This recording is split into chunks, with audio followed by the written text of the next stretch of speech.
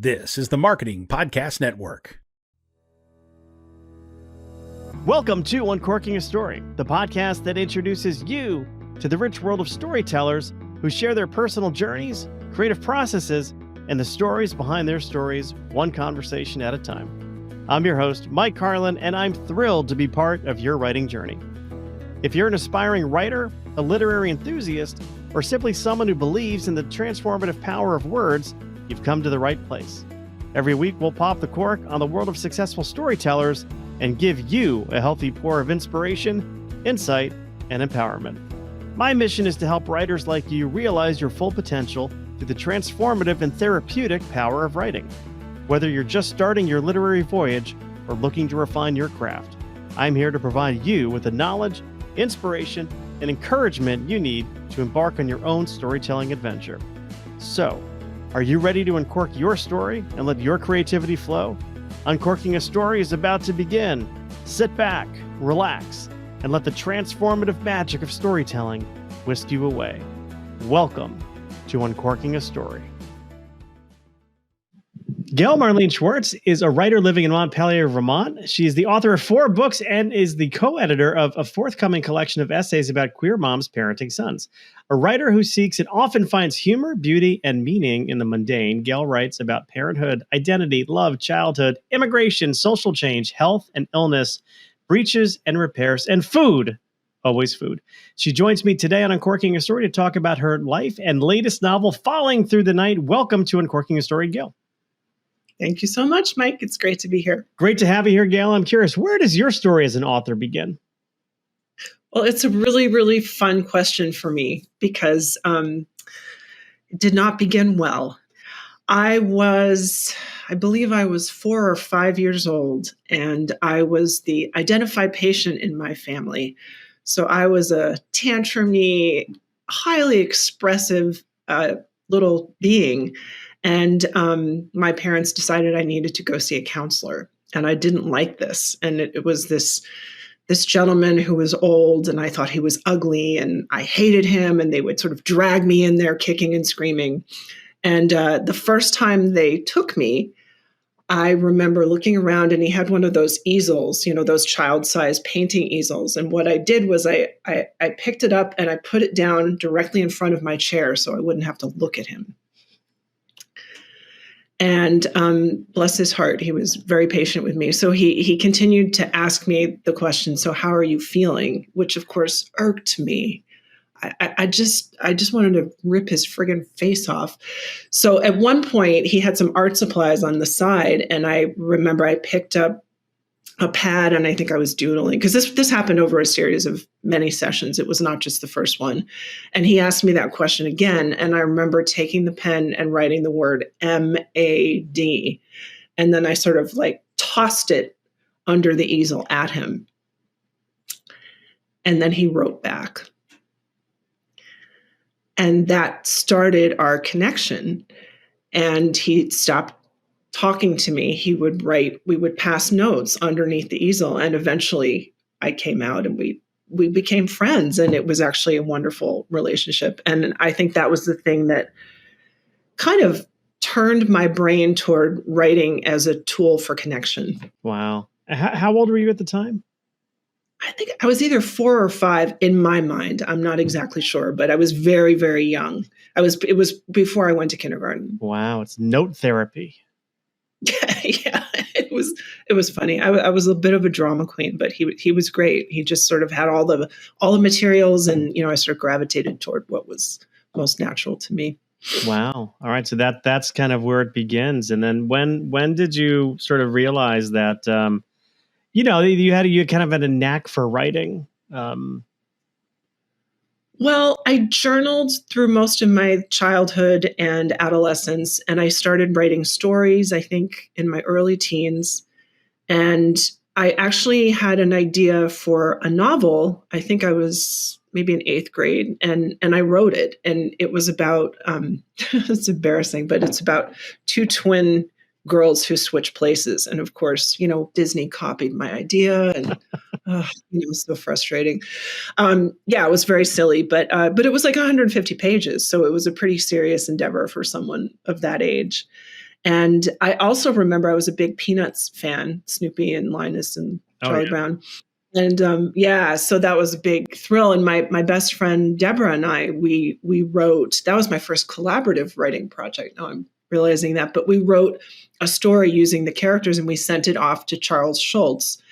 That was younger than the novel, but he or one of his assistants actually wrote back, and we were thrilled. And they had pictures of the characters with his autograph, and it was sort of, we had sort of touched somebody very special. Oh, that's so and cool. They had. Do you, by any chance, still have that 150-page book that you wrote? I don't. I wish I did, but I don't know what happened to it. Now, it wasn't entitled the Parent Trap, was it? Because that would just be too coincidental. Yeah. No, I think it was entitled Switch. Okay. Well, even it's a better title in my book. Yeah, well, thank you. That's, very comforting in the, wake of all the money that I lost by not, yeah. Well, although, depending on what genre it's written in, Switch has, different. That's true. Very right. You never know who's going to pick up a book entitled Switch. That's true. It could be a good marketing ploy. So your teens, you're writing, you're journaling, you're kind of getting more involved in the written word. What do you decide to do when it comes to higher education? Like, what were you thinking your career might be when you were a teenager? Well, I ended up getting into the school newspaper and the school yearbook and anything having to do with writing. But my family was very conservative, and their advice for career was more about being practical.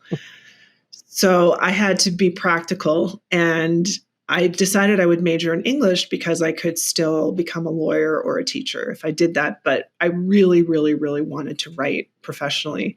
And I did have a conversation with one of my professors, and she said she found that I was very talented, but it's a very hard life, and she strongly recommended against it. So I think that actually, in retrospect, it had more to do with her and her experience with her career. But I actually ended up going, after graduating, I did some temp work and I traveled, and I ended up going to law school, which is not something I tell that many people. But I feel honored. That was, yeah, you should. And strangely enough, I actually learned a lot about how to write expository writing in law school, and how to structure things, and how to understand structure, and the idea of a skeleton of a piece. I really perfected those skills. Even as an English major, I don't have a particularly organized brain. So that training really enabled me to learn those skills. And I apply those all the time, both as a college teacher who teaches writing and also as a professional editor. Yeah. So strangely enough, it didn't make me become a lawyer, but it actually gave me a lot of skills that were much more practical than creative writing that did help you as a writer and editor. I've probably talked to, we're in the double digits now, well over 10 lawyers who pivoted and became novelists, published, and then now make their career writing.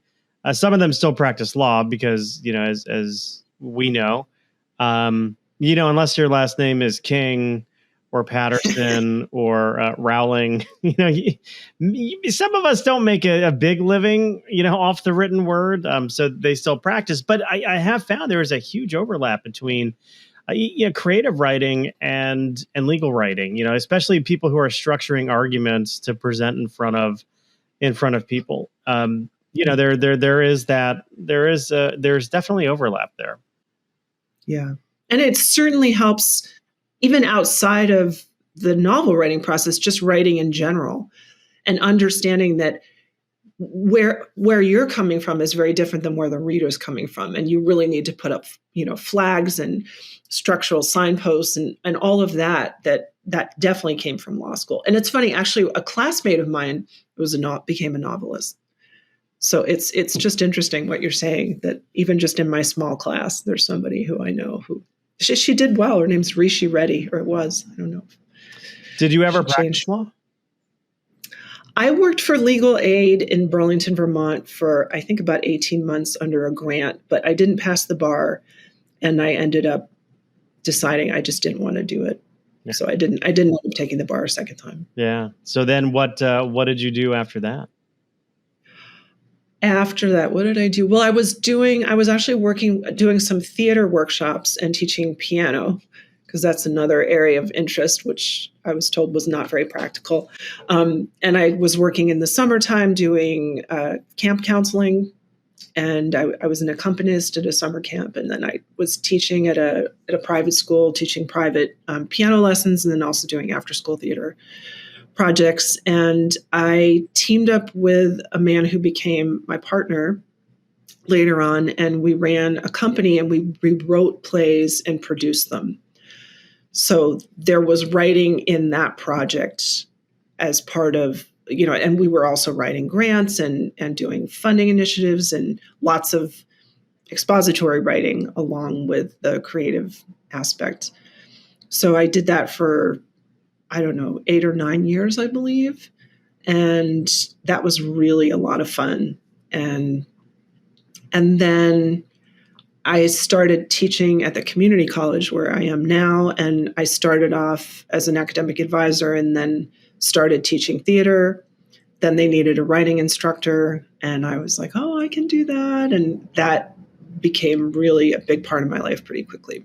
So now and then I was able to build my editing skills through work with the students, which enabled me later on, after my son was born, to start a freelance copywriting and editing business, which is what I'm doing now.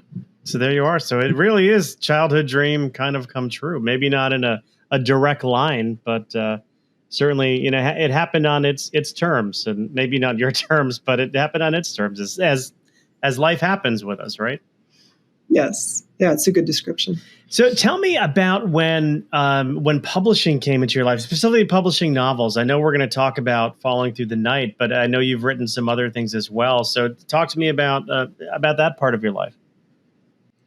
Well, I actually started submitting short stories and essays after my son was born. I made the decision that was something that I really had wanted to do, and I was writing a lot of stories about queer motherhood and parenting with anxiety and dealing with mental health challenges. And it's interesting because I had twins, and I gave one away for adoption who was born with Down syndrome. And I wrote an essay about that. And it was the first thing I sent out, and it got accepted to an anthology, which was the first place I sent it to.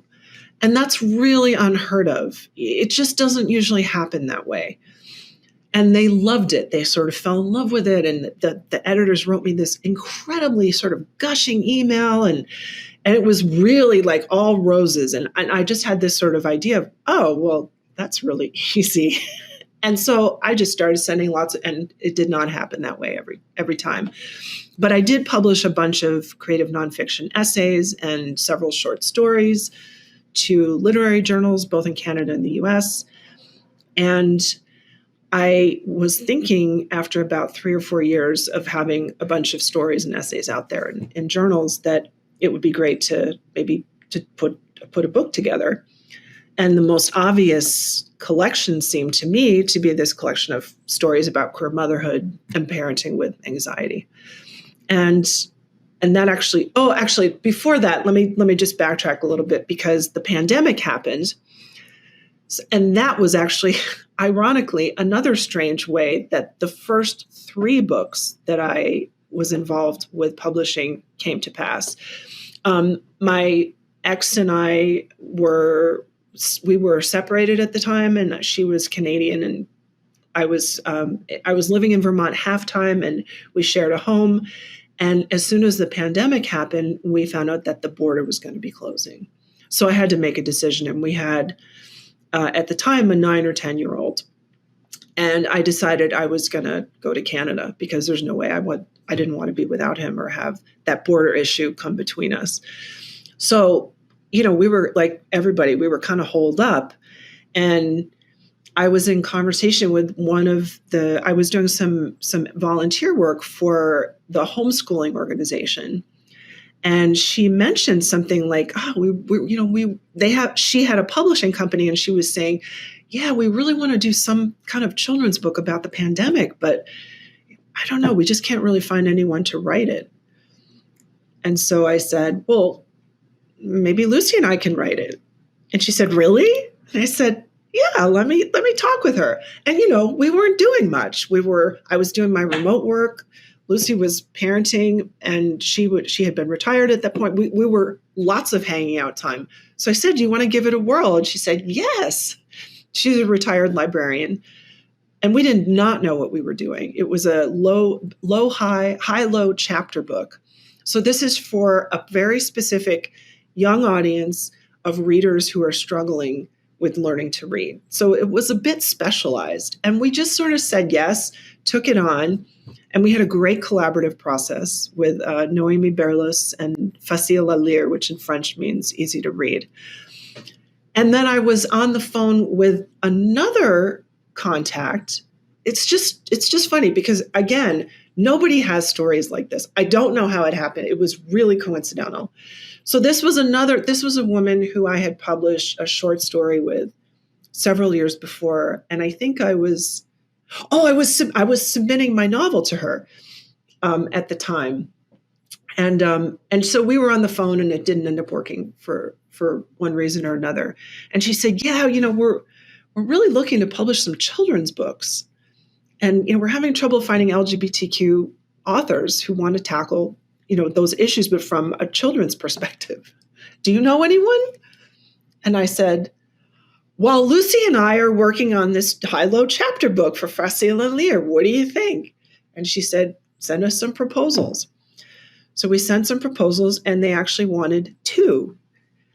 We had a picture book that ended up being called The Loudest Bark, which was about a non-binary character. And of course, it has dogs in it, which is the best thing about it. And the second book was a middle grade novel called My Sister's Girlfriend, which was told from the point of view of the sibling of a teenager a girl who ends up falling in love with another girl. So that was how those books, so no submission, no intention of writing kid lit, nothing. They just kind of landed in our pandemic laps. So that's how those 2 books came to be. It seems like they were manifested somehow. Like it's like kind of coming out of thin air a little bit, but right place, right time, right circumstances, and you have the foresight to follow up on, or just present yourself as an opportunity. And it seemed we just said yes. Yeah, it was just one of those. Yeah, it was. It had that kind of strange alternative reality that a lot of the stuff during the pandemic had, and some of which was hard, and some of which was very special and very precious, actually. Right. So that was into that category. Yeah. I was going to say, for all the aspiring authors out there, it's easy. I mean, you just have to open yourself up to the possibilities, and they'll just present themselves to you. It happens all the time. Oh, I wish. As I say, with just a little bit of sarcasm. Right.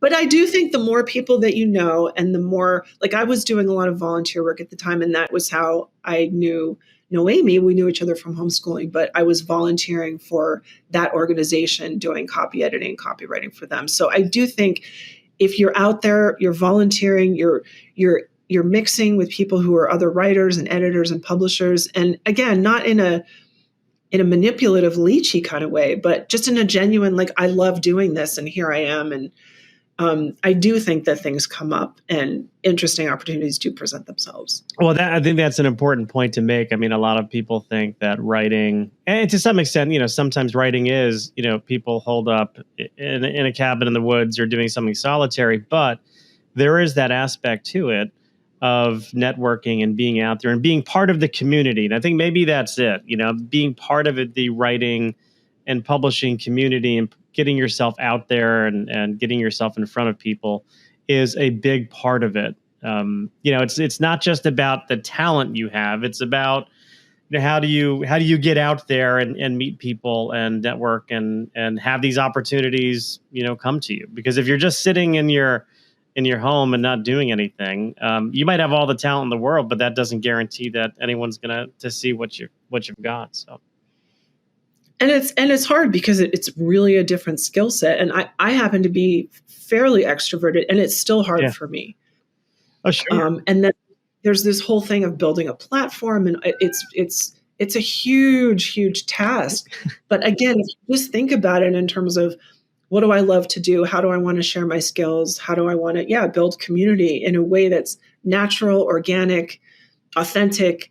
Then it becomes a little easier, as opposed to, I'm trying to sell my book, which is, that's a no starter for me. Yeah, it is overwhelming. And yeah, you're right. I mean, the first thing agents and publishers want to know is, well, what is this new author's platform? And it's a catch-22, because if you're a new author, you don't have a huge platform. You don't have a long, you don't have a big mailing list. You don't have necessarily the big following on social media. So it is tough. It is hard, but you've got to put yourself out there. So what can you share with us about Falling Through the Night? Yeah, it's funny. I was a little ahead of myself. So those essays on queer motherhood, that was my idea for, let's put those together and have a collection for my first book. And it just wasn't working. I just wasn't finding a through line that was strong, and I was really struggling. And I hired a developmental editor who I had met when I was in Canada, a lesbian feminist author I really admired, named Betsy Warland. And we had an appointment, and she's old fashioned. So she actually had made all of her notes on a physical copy of the manuscript. So I remember we were sitting around her apartment, and there were papers everywhere. And, I was feeling a little bit overwhelmed, and she was sort of looking for something she had written, and she something jogged her memory or gave her this thought. And I just remember she kind of looked up kind of quizzically, and she asked me, do you think that this material might want to be a novel? And I was instantly seized with, I was terrified and kind of thrilled at the same time, because I always thought, there's no way I could write a novel. It's too hard. It's too big. It's too long. I wouldn't know what I'm doing.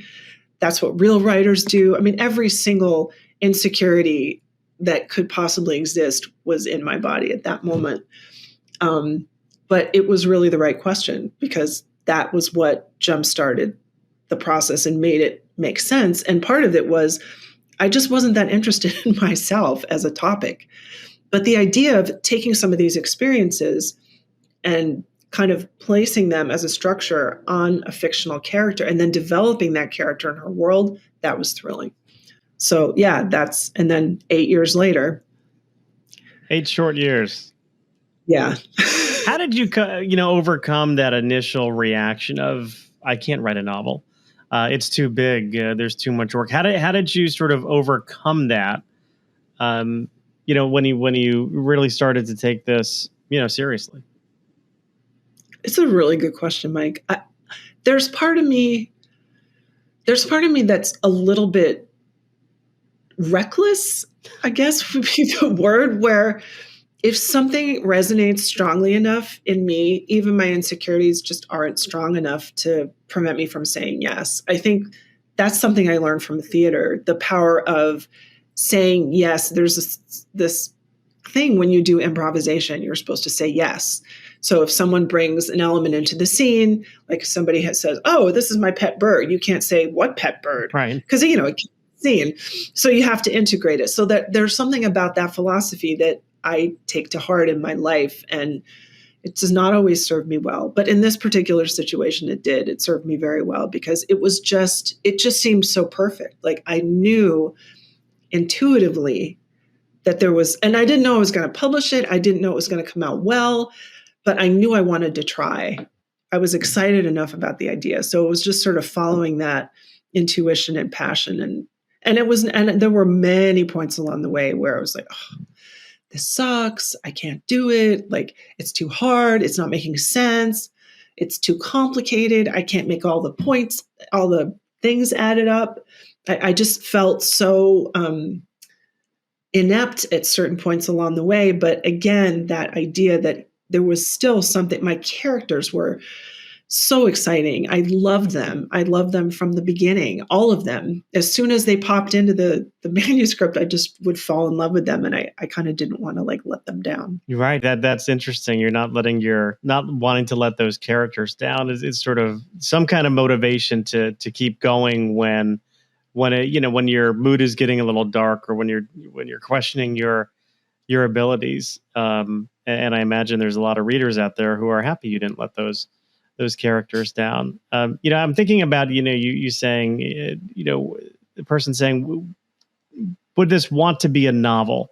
And I thought that was an interesting phrasing. It's like you're asking a manuscript if it wants to be a novel. It's like it's not a human being, but in a way, writing fiction kind of takes a little. I mean, it's still you still requires a fair amount of vulnerability to write fiction. I mean, obviously, if you're writing, memoir, it's your story, so that it's kind of out there. In fiction, I do believe we leave a little bit of ourselves on every page, even when we write fiction. But there is a wall there a little bit, though, where you're not necessarily telling your story, but you can still convey the principles you believe in through fiction.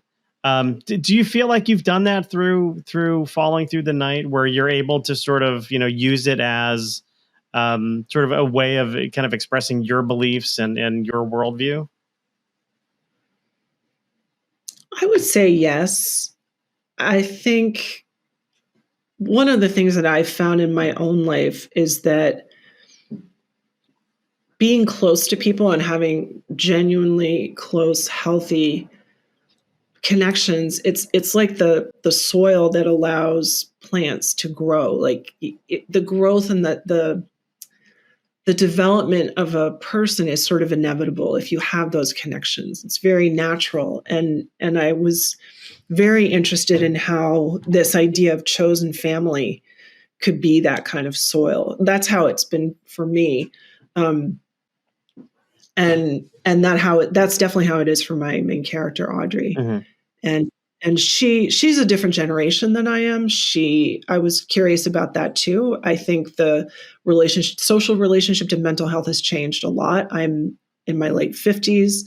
Audrey's in her 30s, and growing up with a psychiatric diagnosis has a very different meaning now. I think the younger people are more accepting. There's less stigma.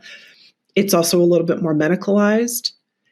And I think that can go both ways. And that was an interesting dynamic to explore, as well as the way that you can really internalize an identity like that. And I was curious about exploring that as well. Well, I know we kind of jumped into how the book came to be and like the book's backstory, but I don't know that we talked about like what the book itself is about. So what can you share with us about sort of the overall story and who Audrey is? Well, Audrey Meyerowitz is a 30-something. She's queer. She has generalized anxiety disorder, and she's also adopted. And the book begins with her and her best friend, Jessica, who's a recovering alcoholic. And they have gone through 3 years of a women's wellness program for women with mental health issues of all kinds. And there's a lot of support and a lot of teaming and a lot of multi kind of healing on different levels. And Audrey really longs to have a family of her own. She wants to have a wife and kids, and that's her dream. But it really feels out of reach because her love life has been kind of full of nightmare girlfriends and all kinds of panic attacks and things that interfere with that dream. And Jessica says, well, I made you a profile on She Loves Her, which is the queer platform that they have in their that's the queer platform. So, and Audrey's very resistant. She's very introverted, but she says, okay, fine. And and then the book takes place during the Trump administration. And there's all that talk about axing the Affordable Care Act. And Audrey gets nervous about what would happen if she loses all her services. So she gets this idea that maybe if she meets a woman in Canada, which is not very far from Vermont, maybe she could go there and she would have health insurance paid for. So it's kind of a little bit of a crazy idea. And her best friend's kind of against it. But she ends up meeting a woman from Canada and she does fall in love. And then this is her story of taking that journey through that relationship and what happens when she gets there and the people that she meets. And she goes through all kinds of different adventures as she embarks on that quest for a family of her own. All right. You mentioned that she is adopted. And you also mentioned, giving up a son or a child for adoption. Is there a link there? I mean, was it important for you to have sort of that adoption as an element in this story? Well, Audrey ends up giving a twin away. That's the closest to my story that the book ends up following. But I had a girlfriend of mine, that a partner who was adopted, and that was about 15 years ago, or 20 years ago anyway. But I was curious because she had a lot of adoption trauma. And that was the first that I had heard about that. I didn't know anything about the experience of being an adoptee.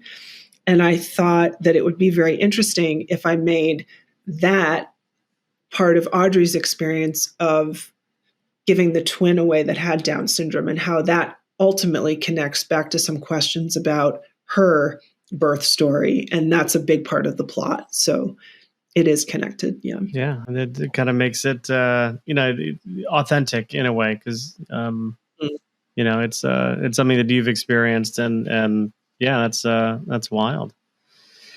So let's talk a little bit about Judaism. I know, one thing that I believe you share with Audrey is Judaism. And just talk to me a little bit about how Judaism is represented in the story. Audrey is Jewish and she's adopted, and that's problematic. Because in the Jewish religion, the religion passes from the mother. So the fact that she is connected as a cultural Jew, she's not necessarily observant, but she has a Star of David that's very important to her from her mom, and she's attached to her cultural identity as a Jewish woman. And her best friend, Jessica, has been very adamant about Audrey. You should be looking for your birth family. You should be trying to reach out and connect with the people who gave birth to you. And one of the things that she says is, don't you want to know if you're really Jewish? And Audrey kind of flips her lid. My mother's Jewish and Martha's is real. But it kind of that thought penetrates. And then when Audrey does end up getting curious about that later in the book, she finds out some information about her birth parents, and it ties into Judaism. Mm-hmm. So it does end up being a big part of her story that she actually didn't know anything about. Yeah, it's we won't go into too much more detail because we want people to discover that for themselves. That was so much fun to figure out for myself as an author, as a plot point.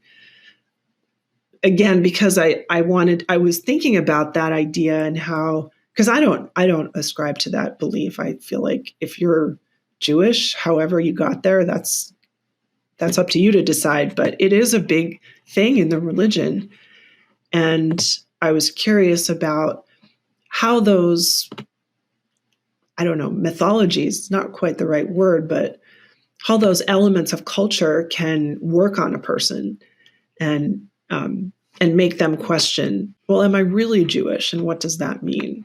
Right. So it connected really well to that story. Yeah. Well, I'm curious. One way I like to get to know my guests a little bit more is through asking a couple of pop culture questions. And I'm curious, Gail, when you were growing up, what were some of your favorite things to watch on TV? Did you have any favorite TV shows as a kid? Oh, man. I loved I Dream of Jeannie and Bewitched. There are two shows certainly in the same vein, right? Yes. Certainly in the same vein. To me, they're both great. But I have a question for you with Bewitched. New Darren or old Darren? Or do you? Oh, new Darren, definitely. That's Sergeant. Dick Sargent, yeah. Sergeant versus York. Yeah, Sergeant. Yeah, for sure. And everyone has an opinion about that who watched the show, right? I remember probably 15 years ago when the movie came out with Nicole Kidman and Will Ferrell. I had such high hopes for Bewitched, the movie, and it just, aside from like an argument they had on screen about hummus, to me the movie kind of fell flat. Like it was not the greatest. I think maybe something should stay in the 60s and 70s. Maybe that's the lesson learned there.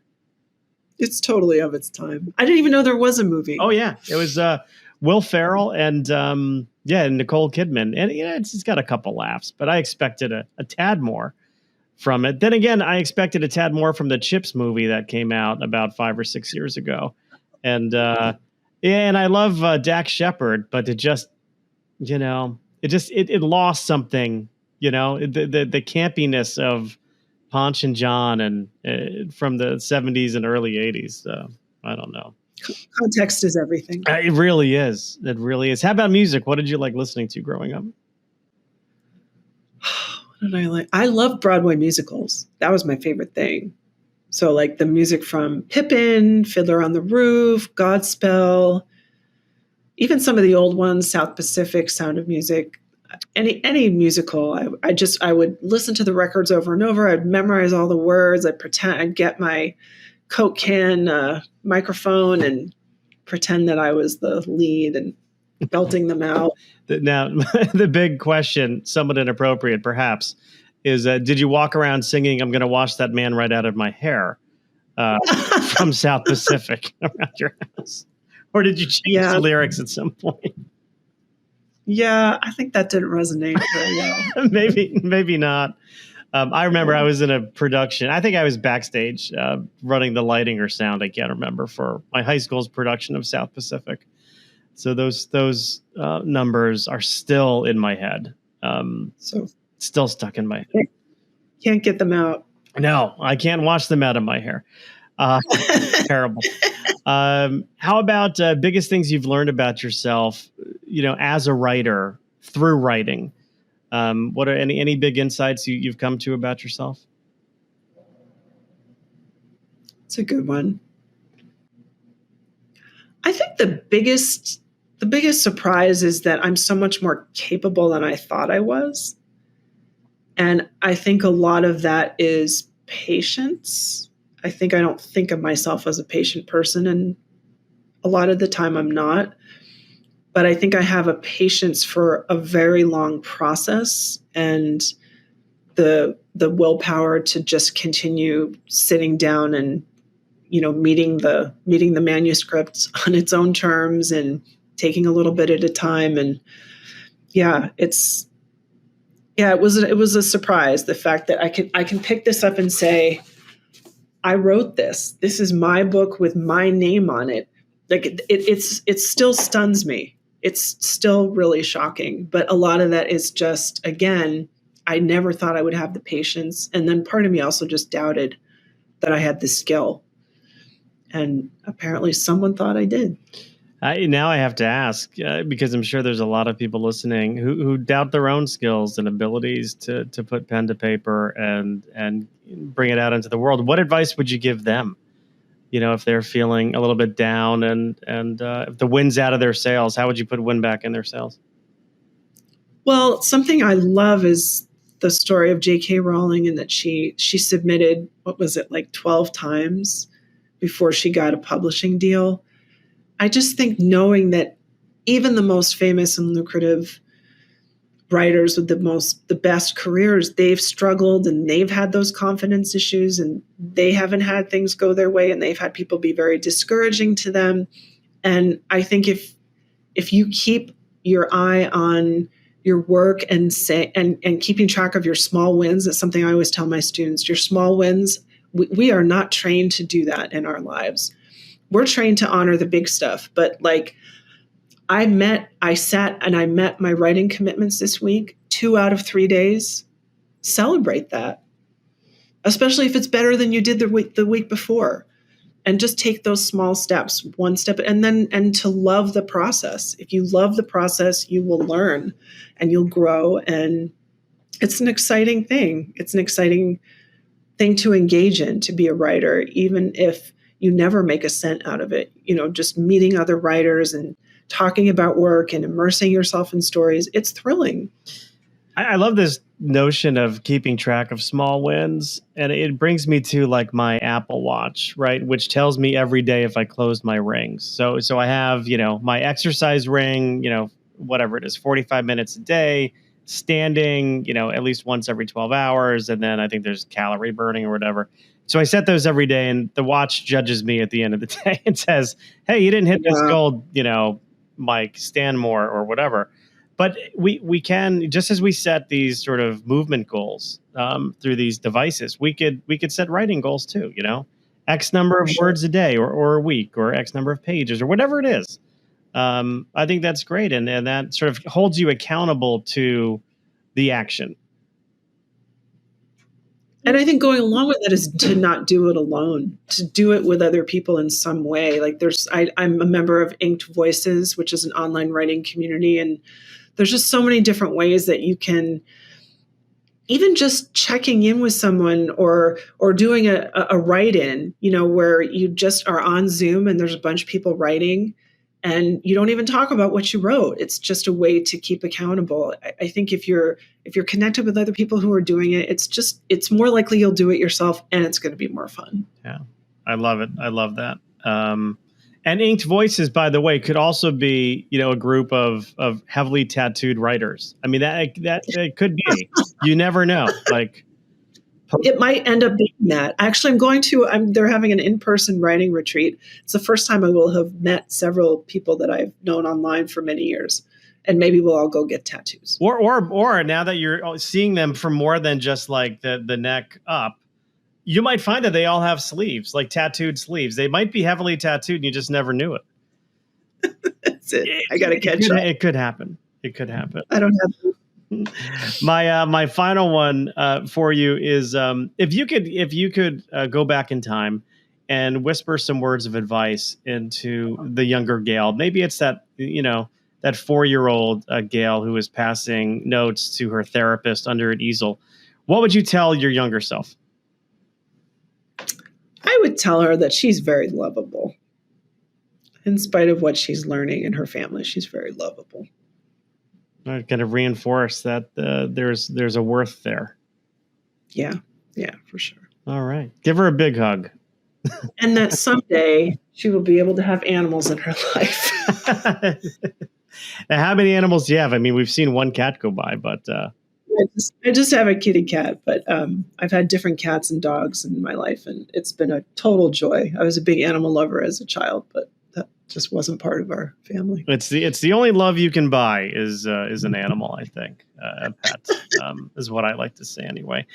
Gail, if people want to find out more about you, do you have a website or Instagram, Twitter, any of those social media platforms? Can people follow you? Yep. GailMarleneSchwartz.com is my website, and Gail Marlene Schwartz author for Instagram and Facebook, I believe. Very good. Very good. Well, Gail, thank you so much for dropping by Uncorking a Story and letting me uncork yours. Thank you, Mike. It's been great.